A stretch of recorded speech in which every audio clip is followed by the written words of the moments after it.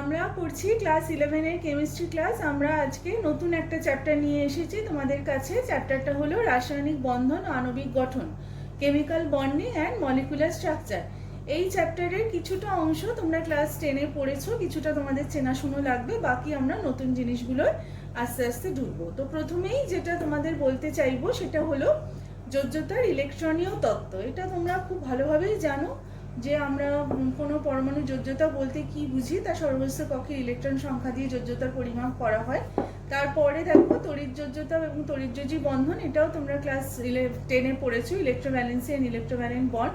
এই ধরনের বন্ধন কি করে তৈরি হয় তোমরা জানো যে দুটো পরমাণুর ক্ষেত্রে সর্বোচ্চ কক্ষে ইলেকট্রন স্থানান্তরের মাধ্যমে বা ট্রান্সফারের মাধ্যমে এই ধরনের বন্ধন গঠিত হয়। একে আমরা তড়িৎ যোজ্যতা বা তড়িৎযোজী বন্ধন বলে থাকি। যে সমস্ত পরমাণুগুলো এইভাবে নিজেদের মধ্যে বন্ধন গঠন করে যৌগ তৈরি করে তাদেরকে আমরা তড়িৎযোজী যৌগ বলে থাকি। এদের মধ্যে স্থির তড়িতাকর্ষণ বল উপস্থিত থাকে। এদের অনেকগুলো বৈশিষ্ট্যই আমাদের জানা, মোটামুটি এই অবধি আমাদের জানা আছে। তড়িৎযোজ্যতা এবং তড়িৎযোজী বন্ধন তোমরা ভালোভাবেই পড়ে এসেছো। পরনি ল্যাটিস শক্তি বা জালক শক্তি, যেটা আমি এখানে একটু বলতে চাইবো, যে গ্যাসীয় ক্যাটায়ন এবং অ্যানায়ন থেকে 1 গ্রাম অণু ভরের আয়নীয় কেলাস, 1 গ্রাম ফর্মুলা বলা ভালো। আয়নীয় কেলাস তৈরি করতে হলে যে পরিমাণ শক্তি নির্গত হয় তাকে কেলাসের ল্যাটিস শক্তি বলে। অর্থাৎ আয়নীয় অবস্থায় যখন থাকে একটা গ্যাসীয় এবং একটা ক্যাটায়ন, সেখান থেকে যখন তারা একটা অণু তৈরি করে, একটা অণু না, তারা হচ্ছে 1 গ্রাম ফর্মুলা, এটা বলাটা সবচেয়ে ভালো। ফর্মুলা ভরে এই পরিমাণ, নির্দিষ্ট পরিমাণের যখন আয়নীয় কেলাসটা তৈরি করে, তখন যে পরিমাণ শক্তি মুক্ত হয় তাকে ওই কেলাসের ল্যাটিস শক্তি বা জালক শক্তি বলা হয়। তো আয়নসমূহের আধানের মধ্যে যদি তাদের আধানের যে বিপরীত আধানগুলোর মধ্যে আমরা জানি যে তাদের আকর্ষণ বলটা উপস্থিত থাকে। এবার এই বিপরীত তড়িৎযুক্ত আধানটা যদি বেশি হয় তাহলে তাদের মধ্যে আকর্ষণ বলও বেশি হয় এবং দেখা গেছে যে ল্যাটিস শক্তিটার মানটা বেশি হয়।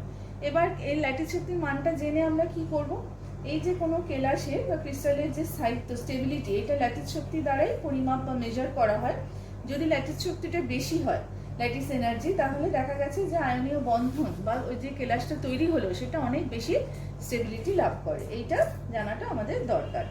তো দেখা গেছে, ধরো আমি যদি একটা উদাহরণ দিই, যে KF পটাশিয়াম ক্লোরাইডের ল্যাটিস এনার্জি দেখা গেছে 802.6 কিলোজুল পার মোল, এবং পটাশিয়াম আয়োডাইডের এই একই ল্যাটিস এনার্জি হচ্ছে 635.4 কিলোজুল পার মোল। তাহলে পটাশিয়াম ফ্লোরাইডের ল্যাটিস এনার্জি অনেক বেশি। কারণ হচ্ছে এখানে আমরা বলতে পারি যে ফ্লোরাইডের জন্য এখানে আয়নীয় ব্যাসার্ধ একটা ভ্যারি করে। আয়নীয় ব্যাসার্ধটা ফ্লোরাইডের ক্ষেত্রে কম, যেটা আয়োডাইডের আয়নীয় ব্যাসার্ধের থেকে কম। তো দেখা গেছে যে তড়িতাকর্ষণ বল বাড়লে যেরকম এই ল্যাটিস এনার্জিটা বাড়ে, তেমনি তাদের আধান বা তাদের যে আকার, যে ব্যাসার্ধ, তাদের সাথে এটা এই বল, এই মানটা, এটা তাদের সঙ্গে ব্যস্তানুপাতিকভাবে পরিবর্তিত হয়। তো এরকমভাবে আমরা বুঝতে পারি যে ল্যাটিস শক্তির মানের সঙ্গে কিভাবে সেই কেলাসের স্থায়িত্বটা নির্ভর করে এবং মান দেখে আমরা সেটা বুঝতে পারি। তো ল্যাটিস শক্তি তোমাদের এই ক্লাস 11-এ খুব বেশি কিছু নেই, সেজন্য আমি পরের টপিকে চলে যাচ্ছি, পরিবর্তনশীল তড়িৎ যোজ্যতা এবং অষ্টক সূত্রের ব্যতিক্রম। তোমরা এই সংক্রান্ত 11-এর যে কোয়েশ্চেনগুলো এসেছে তোমরা যদি দেখো তাহলে নিজেরাও বুঝতে পারবে যে কোন টপিকটা ভালো করে পড়তে হবে বা কোনটা নয়। তো সেই জন্য আমি পরের যে টপিকটা সেখানে চলে যাচ্ছি, পরিবর্তনশীল তড়িৎ যোজ্যতা এবং অষ্টক সূত্রের ব্যতিক্রম, variable electrovalency and exceptions in octet rule, কি করে অষ্টক সূত্রের ব্যতিক্রম হয় সেইগুলো। আচ্ছা, তো দেখা গেছে যে কখনো কখনো আমরা দেখতে পাচ্ছি যে কোনো মৌল যে পরিবর্তনশীল তড়িৎ যোজ্যতা দেখায়, এটা তোমরা জানো। তো ওই সমস্ত মৌলের ক্ষেত্রে অষ্টক সূত্রেরও কিন্তু ব্যতিক্রম ঘটে। তো মৌলসমূহের কেন তারা একাধিক তড়িৎ যোজ্যতা দেখায় সেটা আমরা দেখতে পাই যে মূলত দুটো কারণ থাকে। প্রথম কারণটা হচ্ছে যে আয়নের যে গঠনটা, ইলেকট্রন বিন্যাসে, সেটা যদি অস্থায়ী হয় তখন কিন্তু সেই মৌল একটা সুস্থিত ইলেকট্রন বিন্যাস লাভের জন্য চেষ্টা করে, এবং তখন কিন্তু সেটা যদি অষ্টক সূত্র নাও মেনে চলে তাহলেও কিন্তু সেই ইলেকট্রন বিন্যাসটা লাভের জন্যই চেষ্টা করে। আচ্ছা, এখানে আমি একটা আয়রন Fe উদাহরণ নিয়েছি, যেটা হচ্ছে একটা সন্ধিগত মৌল, ডি ব্লক মৌল। তাদের সর্বোচ্চ কক্ষে একটা বা দুটো ইলেকট্রন থাকে। মৌলগুলোর সবচেয়ে বাইরের কক্ষের ইলেকট্রনগুলো যখন তারা বর্জন করে দেয়, তখন তার ঠিক আগের কক্ষের যে ডি ইলেকট্রনগুলো, সেগুলো কিন্তু সুস্থিত অবস্থায় থাকে না। তাই সেই কক্ষ থেকেও দেখা যায় যে কোনো সময় কিছু সংখ্যক ইলেকট্রন তারা কি করে, বর্জন করে এবং সেই কক্ষটাকে সুস্থিত অবস্থায় নিয়ে আসার চেষ্টা করে। ফলে সন্ধিগত মৌলগুলোর ক্ষেত্রে একাধিক যোজ্যতা দেখা যায়। এবার আমি যদি একটা উদাহরণ নিয়ে বলি তাহলে তোমার বুঝতে সুবিধা হবে। আমি এখানে আয়রন এফির ইলেকট্রন বিন্যাসটা লিখেছি, দেখতেই পাচ্ছ 1s2 2s2 2p6 3s2 3p6 3d6 4s2 26 পরমাণু ক্রমাঙ্ক। আয়রন যখন Fe+2 গঠন করছে তখন সে 3d6 ইলেকট্রন বিন্যাসে লাভ করছে, কিন্তু যখন সে Fe+3 হচ্ছে আরও একটা ইলেকট্রন বর্জন করছে তখন কিন্তু তার ইলেকট্রন বিন্যাস আসছে 3d5। তার মানে যেটা এটার থেকে অনেক Fe+2 থেকে অনেক বেশি সুস্থিত। ফলে আয়রন কিন্তু এই ইলেকট্রন বিন্যাসটা লাভের একটা চেষ্টা করে থাকে। কিন্তু Fe+2 আয়নের দেখো সর্বস্থ ইলেকট্রন কক্ষের সংখ্যা আমরা যদি এখানে ক্যালকুলেট করি আমরা তাহলে দেখতে পাবো যে এখানে হচ্ছে Fe+2 যোগে Fe+2 সর্বস্থ কক্ষে ইলেকট্রন সংখ্যা হচ্ছে 14, কিন্তু Fe+3 এখানে হচ্ছে সর্বস্থ কক্ষে ইলেকট্রন সংখ্যা হচ্ছে 13। তো এই যে ব্যাপারটা হলো, এই যে দুটো ক্ষেত্রেই কিন্তু দেখা যাচ্ছে যে অষ্টক সূত্র যেটা সেটা মানা হয়নি এখানে। সর্বস্থ কক্ষে ইলেকট্রন সংখ্যা 8 একেবারেই নয়, কিন্তু এগুলোর কারণ Fe+2 Fe+3 দুটো যৌগই যথেষ্ট স্টেবল, যথেষ্ট সুস্থিত এদের ইলেকট্রন বিন্যাস বলে তারা এই ধরনের আয়ন গঠন করে। একই রকম আমরাও দেখতে পাই কপারের ক্ষেত্রেও আমরা দেখতে পাই যে কপারের ইলেকট্রন বিন্যাসটা আমি এখানে লিখেছি 3d10 4s1 29 পরমাণু ক্রমাঙ্ক। তাহলে Cu+1 হলে দেখো 3d10 হয় তার ইলেকট্রন বিন্যাস, যথেষ্ট সুস্থিত ইলেকট্রন বিন্যাস। আচ্ছা, তাহলে এখানে এই যে Cu+ আয়ন যেটা হলো এর সর্বস্থ কক্ষে 18টি ইলেকট্রনকে দৃঢ়ভাবে ধরে রাখতে পারে না, সেজন্য আরও বেশি সুস্থিত লাভের জন্য Cu+ কি করে, আরও একটা 3d ইলেকট্রন ত্যাগ করে Cu+2 আয়নে পরিণত হয়। সুতরাং কিউপ্রিক যৌগে কিন্তু কপারের তড়িৎযোজ্যতা হচ্ছে 2। এবার Cu+ এর সর্বস্থ কক্ষে 18, Cu+2 সর্বস্থ কক্ষে থাকছে 17টা ইলেকট্রন। এখানেও কিন্তু অষ্টক সূত্র মানা হচ্ছে না, এখানে ইলেকট্রনের আয়নের সুস্থিতির জন্য। তো আরও একটা উদাহরণ আমরা নেব। এখানে আমি Sn বা টিনের এখানে ইলেকট্রন বিন্যাসটা লিখেছি 1s2 2s2 2p6 3s2 3p6 3d10 4s2 4p6 4d10 5s2 5p2। যখন Sn+2 হয় তখন 5p2 থেকে দুটো ইলেকট্রন বর্জিত হয় এবং এটা 5s2 গঠন লাভ করে। যখন Sn+4 হয় তখন 4d10 এইরকম একটা ইলেকট্রন বিন্যাসে লাভ করছে। এখানে কি হচ্ছে যে এখানে দেখা যায় যে এদের ভারী পি ব্লক মৌলের ক্ষেত্রে এটা প্রযোজ্য, যাদের যোজ্যতা সর্বস্থ কক্ষে পি উপকক্ষের ইলেকট্রন সংখ্যার সাথে সমান হয়।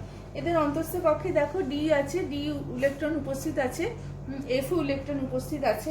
তো এবারে কি হচ্ছে যে ডি এবং এফ কক্ষকে কিন্তু স্ক্রিনিং এফেক্টটা খুব কম, দুর্বল আবরণী ক্ষমতা, সেজন্য সর্বস্থ কক্ষে কি হচ্ছে এস উপকক্ষে যে ইলেকট্রন দুটো থাকছে তাহলে তারা নিউক্লিয়াস দ্বারা তাদের মধ্যে একটা দৃঢ় আকর্ষণ বল কাজ করে। ফলে এই যে এস ইলেকট্রন জোড়, এই যে 5s2, এটা কিন্তু খুব সহজে বর্জন করতে পারে না, বর্জন করাটা খুব সহজ হয় না। ফলে তারা বন্ধন গঠনে অংশগ্রহণ করে না সচরাচর।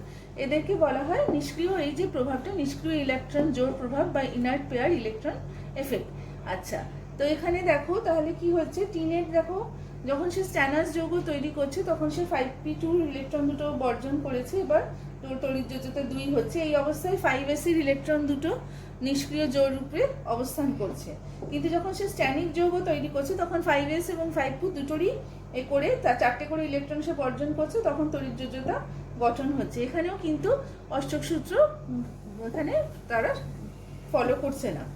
এছাড়াও আমি এখানে কিছু আয়নের কথা লিখেছি V+2 V+3 Cr+2 Cr+3 Ag+, Cg+2 Zn+2 Au+, Mn+2 Mn+3।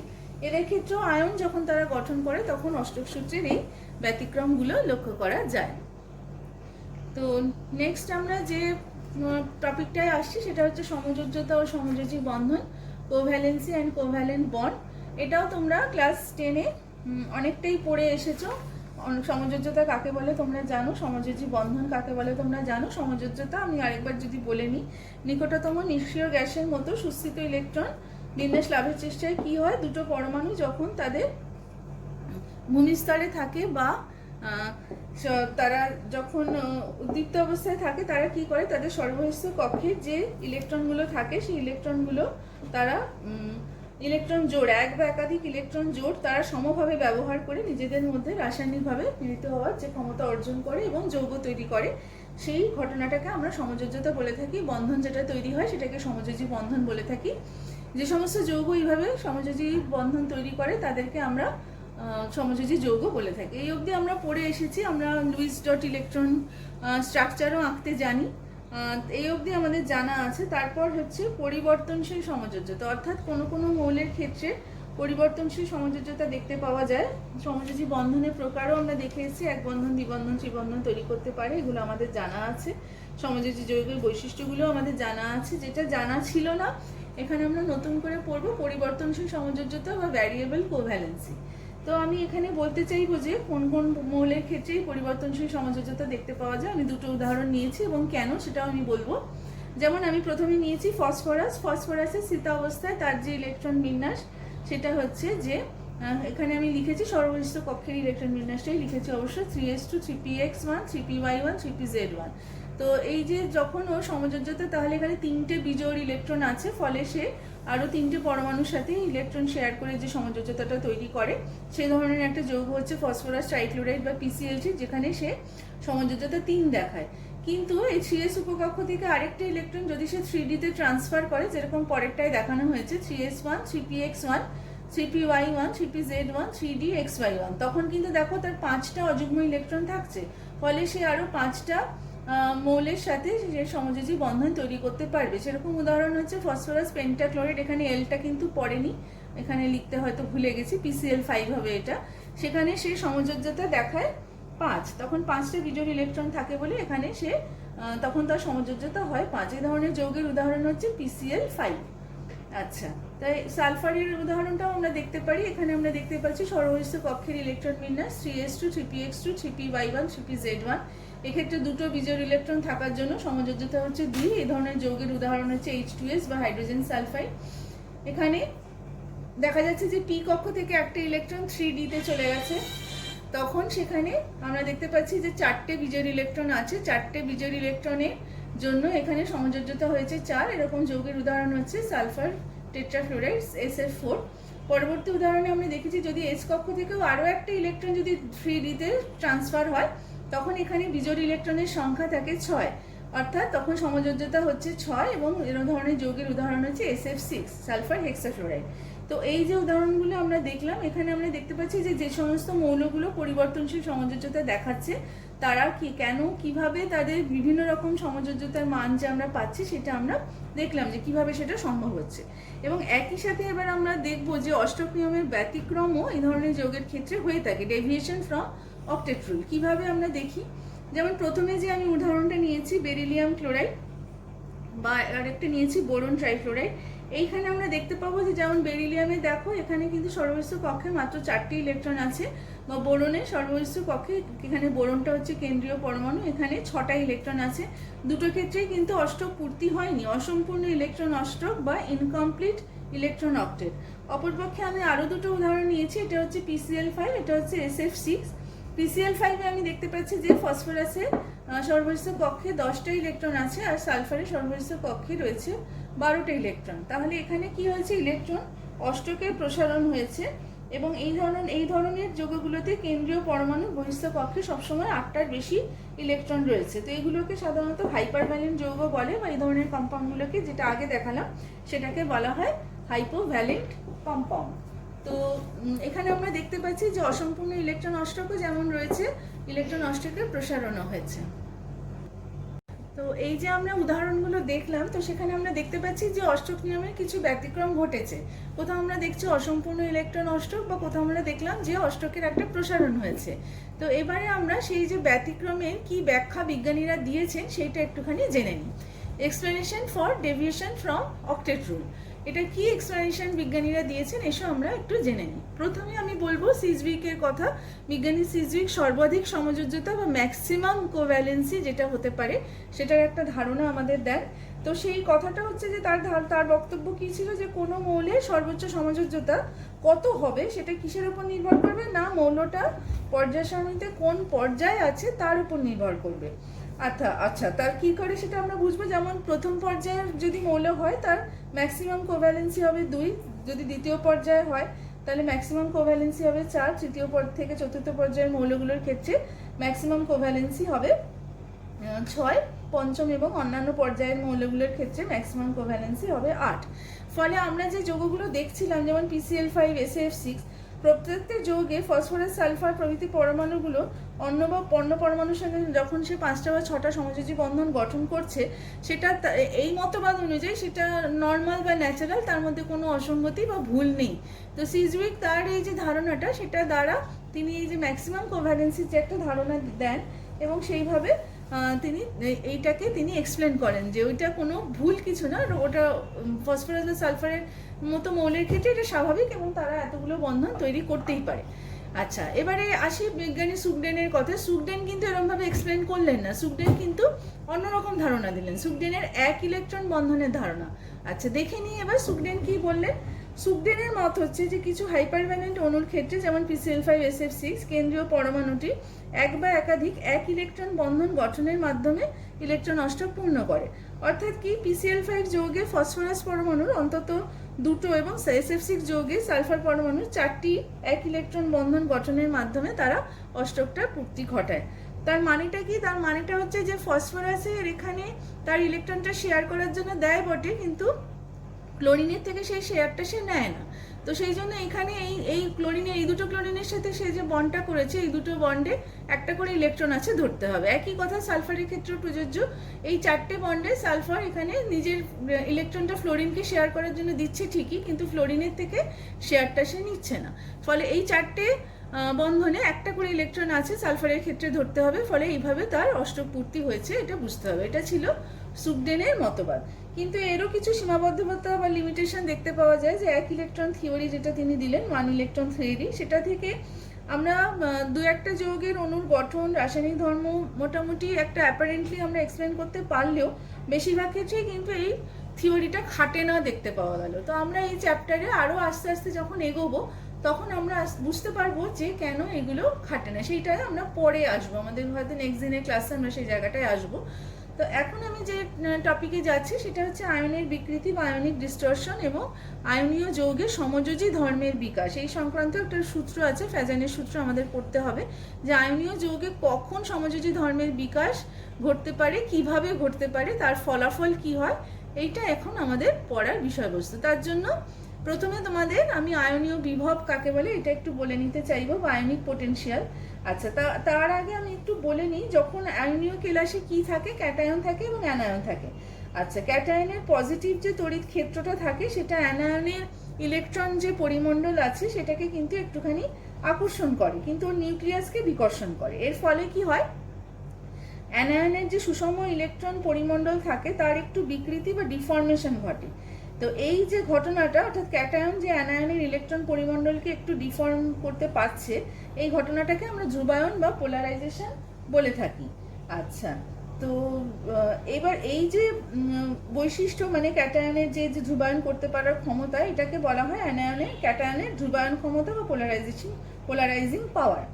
অ্যানায়নের সুষম পরিমণ্ডল, ইলেকট্রন পরিমণ্ডল যে একটুখানি ডিফর্ম হয়ে যাচ্ছে বা ধ্রুবায়িত বা পোলারাইজড হয়ে যাচ্ছে, সেই ধর্মটাকে আমরা ধ্রুবীয়তা বা পোলারাইজেবিলিটি বলি।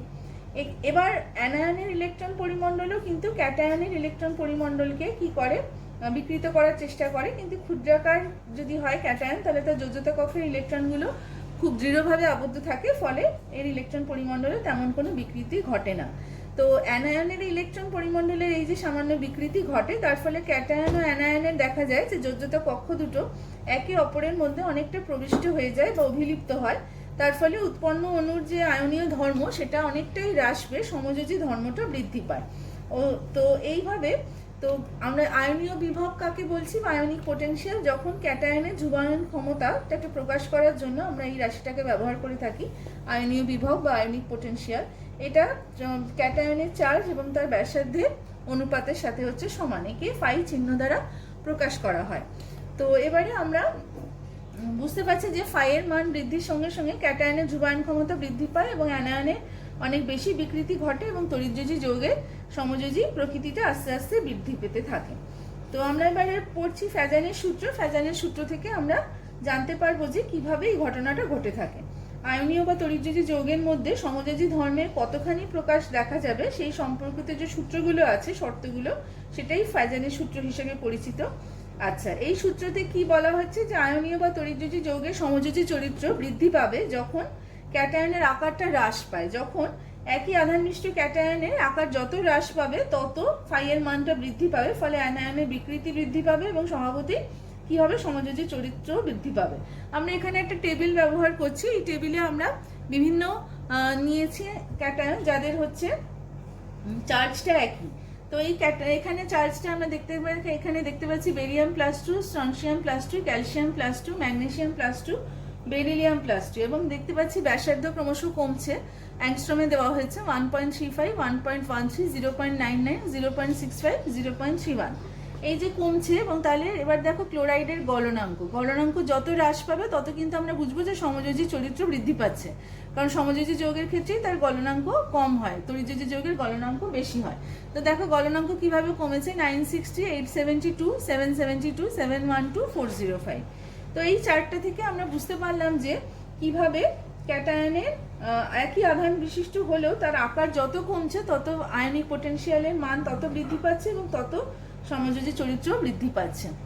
আচ্ছা, অ্যানায়নের ক্ষেত্রে আমরা দেখতে পাচ্ছি যে ক্ষুদ্রাকার অ্যানায়নের থেকে যত আয়নায়নের সাইজটা বড় হয়, আকারটা বড় হয়, যোজ্যতা কক্ষের ইলেকট্রনগুলো তত বেশি দুর্বলভাবে আবদ্ধ থাকে। সেজন্য যত বড় আকারের অ্যানায়ন হয় তারা কিন্তু সহজেই তাদের সাথে উপস্থিত ক্যাটায়নের দ্বারা তারা তাড়াতাড়ি বিকৃত বা ডিফর্ম হয় এবং উৎপন্ন যৌগে সমযোজী ধর্মের তত তাড়াতাড়ি বিকাশটা ঘটে। তো দেখো এখানে আমি একটা চার্ট ব্যবহার করছি যে ফ্লোরাইড, ক্লোরাইড, ব্রোমাইড, আয়োডাইড আছে এবং অ্যানায়নের আকারটা ব্যাসার্ধ দেওয়া হচ্ছে অ্যাংস্ট্রমে, ক্রমশ বাড়ছে 1.36, 1.81, 1.95 এবং 2.16। এবং এদের যে হ্যালাইড এরা তৈরি করে তার গলনাঙ্ক দেখো 1392, 772, 730, 575। অর্থাৎ গলনাঙ্ক ক্রমশ কমেছে, মানে সমযোজী চরিত্র ক্রমশ বৃদ্ধি পেয়েছে। অ্যানায়নের আকার যত বেশি বেড়েছে তত এখানে ক্যালসিয়াম হ্যালাইডের গলনাঙ্কগুলো এখানে দেওয়া হয়েছে, ব্যবহার করা হয়েছে, তত গলনাঙ্ক বা মেল্টিং পয়েন্টটা তত কমে গেছে, রিডিউস হয়েছে, অর্থাৎ এখানে সমযোজী চরিত্র তত বেশি কিন্তু বৃদ্ধি পাচ্ছে। তো আমি আরও একটা চার্ট তোমাদের দেখাতে চাইবো যে ক্যাটায়নের চার্জ বৃদ্ধি যদি পায় তাহলে ওর আয়নীয় বিভবটা বৃদ্ধি পায়, ফলে উৎপন্ন যৌগের সমযোজী চরিত্রটা কিভাবে বৃদ্ধি পায়। তিনটে ক্যাটায়ন আমি এখানে নিয়েছি, Na+, Mg+2, Al+2। আমি দেখাচ্ছি যে কিভাবে এদের চার্জটা বৃদ্ধি পেয়েছে, ফলে এদের যে ব্যাসার্ধ সেটা দেখো 0.95, 0.65 এবং 0.50 ব্যাসার্ধ কমে গেছে।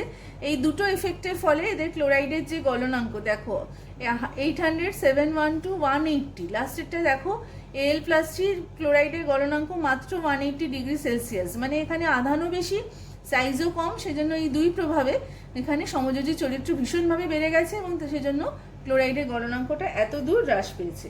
তো ক্যাটায়নের সর্বহিষ্য কক্ষে যদি 8টা ইলেকট্রন না হয় 18টা ইলেকট্রন থাকে, তাহলে কি হয়, সেই ক্যাটায়ন অনেক বেশি অ্যানায়নের বিকৃতি ঘটায়, এরকমও দেখা গেছে। তো সেরকম ক্ষেত্রে আমরা এখানে Ag+, এখানে সেটা লেখা নেই, আমি তোমাদের মুখে বলছি যে সোডিয়াম বা পটাশিয়ামের তুলনায় কপার বা সিলভারের যে ক্লোরাইড তাদের গলনাঙ্ক অনেক অনেক কম দেখায়। এবার কারণটা হচ্ছে কপার বা সিলভারের ক্ষেত্রে তাদের সর্বহিষ্য কক্ষে 18টা ইলেকট্রন বিশিষ্ট মুদ্রা ধাতু থাকে। তো সেই জন্য সেখানে দেখা যায় যে তারা অনেক বেশি অ্যানায়নের এই বিকৃতিটা ঘটাতে পারে এবং সমযোজী চরিত্র অনেক বেশি তারা সেজন্য বৃদ্ধি পায় সংশ্লিষ্ট যৌগগুলোতে। তো এই যে আমরা ঘটনাটার কথা বললাম, পোলারাইজেশনের ফলে যৌগের কী রকমভাবে ধর্মের পরিবর্তন হয় এসব এবার আমরা একটু জেনে নিই। যেরকম আমি প্রথমে যে উদাহরণটা বলতে চাইবো সেটা হচ্ছে জলে সিলভার হ্যালাইডগুলির দ্রাব্যতা, solubility of silver halides in water. Halide আয়নগুলো ধ্রুবায়িত বা পোলারাইজড হওয়ার যে প্রবণতা সেটা হচ্ছে যে আয়োডাইড সবচেয়ে বেশি, ব্রোমাইড তারপর ক্লোরাইড, তারপর ফ্লোরাইড। তোমরা জানো, আমরা বললাম এক্ষুনি যে অ্যানায়নের আকার বৃদ্ধির সঙ্গে সঙ্গে ধ্রুবায়িত বা পোলারাইজড হওয়ার যে টেন্ডেন্সি সেটা আস্তে আস্তে বেড়ে যায়। সেই জন্য সিলভার হ্যালাইডগুলোর ক্ষেত্রে তাদের সমযোজী প্রকৃতি সবচেয়ে বেশি দেখতে পাওয়া যাবে সিলভার আয়োডাইডে, তারপর সিলভার ব্রোমাইড, তারপর সিলভার ক্লোরাইড, সিলভার ফ্লোরাইড। এবার দেখো যে সবচেয়ে বেশি সমযোজী চরিত্র দেখাবে সেই নিশ্চয়ই তাহলে জলে সবচেয়ে কম দ্রবীভূত হবে। তো সেই জন্য দেখো জলে দ্রবীভূত হওয়ার যে ক্রমটা সেটা এরকম এসছে, silver fluoride greater than silver chloride, greater than silver bromide, greater than silver iodide. Silver আয়োডাইডের সমযোজী চরিত্র সবচেয়ে বেশি, ফলে সিলভার আয়োডাইড জলে কিন্তু সবচেয়ে কম দ্রবীভূত হবে। আশা করি তোমরা ব্যাপারটা বুঝতে পেরেছো। আরও একটা উদাহরণ আমি বলতে চাইবো, একই ধাতুর বিভিন্ন লবণের বর্ণ, অর্থাৎ একই একটা কোনো মেটাল আছে, তার যে সে বিভিন্ন যে সল্ট সে তৈরি করে, difference in the colour of the salts, সেটার জন্য আমি কয়েকটা উদাহরণ এখানে রেখেছি। যেমন হচ্ছে আমরা দেখেছি যে HgCl2 কিন্তু সাদা, কিন্তু Agi2 হচ্ছে লাল। AgCl হচ্ছে সাদা, কিন্তু Agi সিলভার আয়োডাইড হচ্ছে হলুদ। PbCl2 লেড ক্লোরাইড হচ্ছে সাদা, কিন্তু লেড আয়োডাইড হচ্ছে সোনালী হলুদ।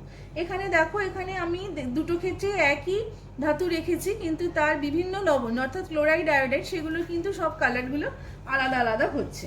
তো এটারও একটা কারণ আছে, সেটা আমি তোমাদের একটু বলতে চাই যে অ্যানায়নের যখন আকারটা বৃদ্ধি পাচ্ছে তখন তার ধ্রুবায়িত হওয়ার বা পোলারাইজ হওয়ার টেন্ডেন্সিটা বেড়ে যাচ্ছে। তখন কি হচ্ছে, ক্যাটায়ন এবং অ্যানায়নের ইলেকট্রন মেঘের মধ্যে অভিলেপনের মাত্রাটা কিন্তু অনেক বেড়ে যাচ্ছে। ফলে কি হয়, অ্যানায়নের যে কক্ষক থাকে সেখান থেকে ক্যাটায়নের অপূর্ণ কক্ষকে ইলেকট্রনের একটা তোমার খুবই টেম্পোরারি একটা ট্রান্সফার হয়।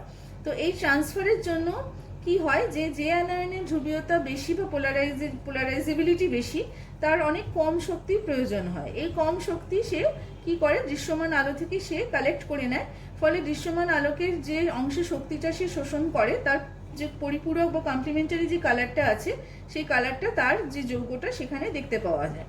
আর যে অ্যানায়নের ধ্রুবীয়তা কম, সেই অ্যানায়নের ক্ষেত্রে তার পক্ষে কিন্তু এই ঘটনাটা ঘটানো সম্ভব হয় না। এই টেম্পোরারি ট্রান্সফারটা করতে গেলে তার অনেক বেশি শক্তির প্রয়োজন হয়।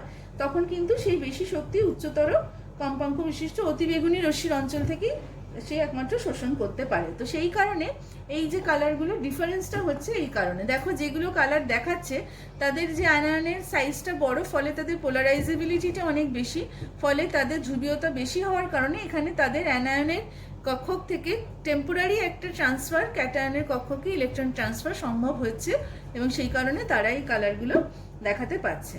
তো আরও একটা আমি ধর্মের কথা বলতে চাইবো যে PbCl4 এর অস্তিত্ব আছে, কিন্তু PbI4 এর অস্তিত্ব নেই। তো এখানে দেখো কেন নেই, PbI4 যৌগে Pb+4 আয়নের সাথে 4টে আয়োডাইড মাইনাস যুক্ত থাকে। আয়োডাইড আয়নের আকার খুব বড় এবং Pb+4 এর আধানও অত্যন্ত বেশি। তার ফলে আয়োডাইড মাইনের ধ্রুবায়ন এতটাই হয়, পোলারাইজেবিলিটি এতটা বেশি হয়, পোলারাইজ এতটাই বেশি হয় যে 4টে আয়োডাইডের মধ্যে দুটো আয়োডাইড কি করে, ইলেকট্রন বর্জন করে জারিত হয়ে আয়োডিনে পরিণত হয়। ফলে Pb+4 আয়ন তখন কি করে, জারিত হয়ে ওই যে দুটো ইলেকট্রন সে বর্জন করলো সেই দুটো গঠন গ্রহণ করে Pb+2 তে পরিণত হয়। এই জন্য PbI4 যৌগের অস্তিত্ব আমরা দেখতে পাই না। তো PbCl2 যৌগে কি হয়, এখানে Cl- এর আকার কিন্তু অনেক ছোট, ফলে এখানে এই ধরনের ঘটনা ঘটে না যাতে করে কিনা PbCl4 এর অস্তিত্বটা নষ্ট হয়ে যায়, সেটা কিন্তু ঘটে না। সেজন্য PbCl4 কিন্তু একটা স্থিতিশীল যৌগ। একই কারণে আমরা ব্যাখ্যা করতে পারি যে Fe3 যৌগের অস্তিত্ব নেই, কিন্তু Fe আয়োডাইড, ফেরাস আয়োডাইড যৌগের অস্তিত্ব আছে, ফেরিক আয়োডাইড যৌগের কোনো অস্তিত্ব নেই। তো আমরা তড়িৎযোজ্যতা সমযোজ্যতার সাথে পরিচিত, তো আমরা ক্লাস 10-এ ভালোভাবেই পড়েছো। তো এই চ্যাপ্টারে আমরা নতুন ধরনের একটা যোজ্যতার কথা পড়বো, সেটা হচ্ছে অসমযোজ্যতা এবং অসমযোজী বন্ধন। তো অসমযোজ্যতা কখন হয়, রাসায়নিক সংযোগে যখন যে দুটো পরমাণু অংশগ্রহণ করছে তার মধ্যে যখন একটি পরমাণু একজোড়া ইলেকট্রন দিয়ে দেয়, কিন্তু উভয় পরমাণুই কি করে, সেই ইলেকট্রন জোড়টাকে সমানভাবে ব্যবহার করে। মানে ইলেকট্রন জোড়টা কিন্তু একটা পরমাণু থেকেই আসে, মানে দুটো পরমাণু আগে যে সমানভাবে একটা করে ইলেকট্রন দিয়ে ইলেকট্রন জোড় গঠন করে সমানভাবে ব্যবহার করতো, এখানে কিন্তু সেই কনসেপ্টটা নেই। তো সেই জন্য কি হচ্ছে, যে যার কাছে ইলেকট্রন জোড়টা আছে, যে দিচ্ছে তাকে আমরা দাতা বা ডোনার বলছি, আর যে নিচ্ছে সেই ইলেকট্রন জোড়ের শেয়ারটা তাকে আমরা বলছি গ্রহীতা বা অ্যাকসেপ্টার। এখানে দেখানো হয়েছে কিভাবে দাতা গ্রহীতাকে সেই ইলেকট্রন জোড়টা এটা দিচ্ছে, একটা ইলেকট্রন শেয়ার দিচ্ছে, দিয়ে সে পজিটিভ চার্জ যুক্ত হয়ে যাচ্ছে, আর যে পাচ্ছে সে নেগেটিভ চার্জ যুক্ত হয়ে যাচ্ছে। এরা তখন দুটো ইলেকট্রন সেইটা সমানভাবে ব্যবহার করে এরা তখন সমযোজী বন্ধনের মতোই বন্ধনটা তৈরি করছে। কিন্তু আমরা এটাকে বোঝানোর জন্য এরকম এ থেকে বি এর দিকে একটা অ্যারো দিয়ে বোঝাই, যে ইলেকট্রন দিয়েছে তার দিক থেকে বি এর দিকে অ্যারোটা যায়। তো এইরকম অসমযোজ্যতা বা অসমযোজী বন্ধন, যারা এরকম অসমযোজ্যতা দ্বারা যুক্ত হয়, সেরকম প্রচুর উদাহরণ দেখতে পাওয়া যায়। এসো আমরা কয়েকটা উদাহরণ দেখে ব্যাপারটা একটু বুঝে নিই। যেমন আমি প্রথমেই এখানে দেখিয়েছি NH3BF3 একটা অ্যাডাক্ট তৈরি হয়। এখানে নাইট্রোজেনের একজোড়া ইলেকট্রন থাকে, সেটা BF3, যার সর্বনিষ্ঠ কক্ষে দুটো ইলেকট্রন কম, এখানে অষ্টক পূর্তি হয়নি। তো নাইট্রোজেন কি করে, অ্যারো দিয়ে বোঝানো হচ্ছে যে সেখানে সেই বোরনকে ইলেকট্রনটা দিয়ে দেয়, ফলে NH3 থেকে BF3 থেকে যে ইলেকট্রনটা গেছে এটা বোঝা যায়। এটা একটা অ্যাডাপ্ট তৈরি হলো। বা তুমি এই উদাহরণটাও দেখতে পারো, NH3 হাইড্রোজেন প্লাস যার একটাও ইলেকট্রন নেই, তাকে তার ইলেকট্রন জোড়টা দিয়ে দিচ্ছে, দিয়ে NH4 প্লাস গঠন করছে। একই রকমভাবে BF3 বোরনের সর্বস্থ কক্ষে ফ্লোরাইড মাইনাস যার এক্সট্রা ইলেকট্রনগুলো সে দিচ্ছে, দিয়ে তারা একসাথে যুক্ত হয়ে BF4 মাইনাস ফ্লোরোফ্লোরাইড আয়ন তৈরি করছে। বা হাইড্রোক্সিনিয়াম আয়ন জলের অণুতে অক্সিজেনের দুটো নিঃসঙ্গ ইলেকট্রন জোড় থাকে যেগুলো বন্ধনে অংশগ্রহণ করে না, তার মধ্যে একটা সে হাইড্রোজেনকে দিচ্ছে, দিয়ে H3O প্লাস গঠন করছে। আমরা NH4Cl যৌগের কথা বলতে পারি, যেখানে NH4 প্লাসের মধ্যে একটা অসমযোজ্যতা থাকে, আর NH3 এর মধ্যে না নাইট্রোজেন হাইড্রোজেনের সাথে সমযোজী বন্ধনে গঠন করে। NH4 প্লাস তৈরি হয়ে যাওয়ার পরে Cl মাইনাসের সাথে স্থির তড়িতাকর্ষণ বলে যুক্ত হয়ে NH4Cl যৌগটা গঠন করে। অর্থাৎ এটা এমন একটা যৌগের উদাহরণ যেখানে 3 রকম বন্ধনই দেখতে পাওয়া যায়। NH4Cl যেখানে তড়িৎযোজ্যতা, সমযোজ্যতা এবং অসমযোজ্যতা তিনটেই দেখতে পাওয়া যায়। তো এবারে আমরা পড়ছি যে কয়েকটা টার্ম আমাদের একটু জানার দরকার পরবর্তী পড়ার জন্য। তো আমরা প্রথমে পড়ছি আমরা বন্ধন দৈর্ঘ্য বা বন্ড লেন্থ। সমযোজী বন্ধনে যখন দুটো পরমাণু আবদ্ধ থাকে তাদের নিউক্লিয়াস দুটোর মধ্যবর্তী যে দূরত্ব সেটাকেই ওই সমযোজী বন্ধনের বন্ধন দৈর্ঘ্য বলা হয়। এটা সমযোজী বন্ধন দৈর্ঘ্য বিভিন্ন রকম হয়। এটা অর্গানিক কেমিস্ট্রি যখন আমরা পড়বো single bond, double bond, triple bond, সেখানে আমাদের এই ব্যাপারটা আবার কাজে লাগবে। তারপর পড়ছি বন্ধন বিভাজন শক্তি বা বন্ড ডিসোসিয়েশন এনার্জি। দুটো পরমাণু গ্যাসীয় অবস্থায় যখন কোনো অণুর মধ্যে কোনো নির্দিষ্ট বন্ধনকে আমরা বিভাজিত করে গ্যাসীয় প্রশমমুক্ত মূলকে যদি পরিণত করতে চাই, তাহলে যে পরিমাণ শক্তির প্রয়োজন হয় সেই নির্দিষ্ট পরিমাণ শক্তিকে উক্ত বন্ধনের বন্ধন বিভাজন শক্তি বলা হয়। তো কোনো যৌগিক অণুতে যদি একই প্রকার একাধিক বন্ধন থাকে তাহলে সেই বন্ধনগুলোর বন্ধন বিভাজন শক্তির যে গড় মানটা পাওয়া যায় তাকে সেই নির্দিষ্ট প্রকার বন্ধনে বন্ধন শক্তি বা বন্ড এনার্জি বলা হয়। তো এইটাও ভ্যালুটা আমাদের কখনো কখনো কাজে লাগে কোনো কিছু ব্যাখ্যা করার জন্য। তারপর আমরা আসছি বন্ধন কোণ বা বন্ড অ্যাঙ্গেল। তো এইটা কি? এটার মানে হচ্ছে যে যখন বন্ড অ্যাঙ্গেল কি? বন্ড অ্যাঙ্গেল হচ্ছে একই পরমাণুর সঙ্গে যুক্ত দুটি সমযোজী বন্ধনের মধ্যে যে কোণটা থাকে সেই নির্দিষ্ট কোণটাকে আমরা বন্ধন কোণ বলে থাকি। মিথেনে তোমরা হয়তো জানো HCH যে বন্ধন কোণ সেটা হচ্ছে 109 ডিগ্রি 28 মিনিট। এরকম আরও বন্ধন কোণ সম্বন্ধে তোমরা আস্তে আস্তে জানতে পারবে। তো এই চ্যাপ্টারে আমরা আরও এগোবো আস্তে আস্তে। আমরা আজকে ফার্স্ট ক্লাসটা এটা করলাম। তো এখানে আমি আজকে যেটুকু তোমাদের পড়িয়েছি তার থেকে কি ধরনের প্রশ্ন আসতে পারে আমি সেগুলো একটুখানি তোমাদের সাথে শেয়ার করতে চাই। তো দেখো, এগুলো তুমি শুনলে বুঝতে পারবে যে এই কোয়েশ্চেনগুলোর আনসার কিন্তু আজকের ক্লাসে আমরা পেয়েছি। যেমন আমি যদি একটু বলি তাহলে তোমাদের বুঝতে সুবিধা হবে যে কারণ ব্যাখ্যা করো। PbCl4 যৌগের অস্তিত্ব আছে কিন্তু PbI4 এর অস্তিত্ব নেই। 2 সাধারণ উষ্ণতায় SnCl2 আয়নীয় কঠিন কিন্তু SnCl4 সমযোজী তরল। 3 FeI3 যৌগটি প্রস্তুত করা যায় না। এগুলোর কারণ তোমরা বুঝতেই পারছো, ফ্যাজানের সূত্র আমরা যখন পড়ছিলাম সেখানে আমরা কারণগুলো অলরেডি বলেছি। সেখানে এগুলো সবকটাই ব্যাখ্যা তোমরা পাবে। আশা করি তোমরা প্রশ্নের উত্তরগুলো আন্দাজ করতে পারছো। আরও কিছু প্রশ্ন রেখেছি ফ্যাজানের সূত্র থেকেই। প্রদত্ত যৌগগুলিকে উল্লিখিত ধর্মের ঊর্ধ্বক্রম অনুযায়ী সাজাও। MgCl2, LCl3, NaCl এবং SiCl4 গলনাঙ্ক। 2 হচ্ছে লিথিয়াম LiBr, NaBr, KBr, এটাও গলনাঙ্ক। 3 হচ্ছে HgI2, HgCl2 বর্ণের তীব্রতা। 4 MgCO3, CaCO3 এবং BeCO3 এদের তাপীয় স্থায়িত্বের ঊর্ধ্বক্রম অনুযায়ী সাজাতে হবে। তো এই প্রশ্নগুলো ফ্যাজানের সূত্র অনুযায়ী, এগুলো ফ্যাজানের সূত্রটা পড়লে এই ধরনের প্রশ্নের আনসার করতে পারা যায়। তো আমি আজকে যতদূর পড়িয়েছি তা সেটা যদি পড়ে নাও তাহলে তোমাদের নেক্সট ক্লাসটা বুঝতে সুবিধা হবে, কারণ নেক্সট ক্লাসটা এটা আরেকটু কঠিন দিকে আমরা যাব। তো আমার এটাই রিকোয়েস্ট, যে ক্লাসগুলো হচ্ছে সেই ক্লাসগুলো যখনই তুমি দেখছো তখনই সেইটা বইটা খুলে সেই চ্যাপ্টারে সেই বিশেষ অংশটা পড়ে নিলে তবে তোমার নেক্সট ক্লাসটা সম্বন্ধে বুঝতে তোমাদের সুবিধা হবে। তো আশা করি আজকের ক্লাসটা সবাই বুঝতে পেরেছো। সবাইকে অনেক ধন্যবাদ।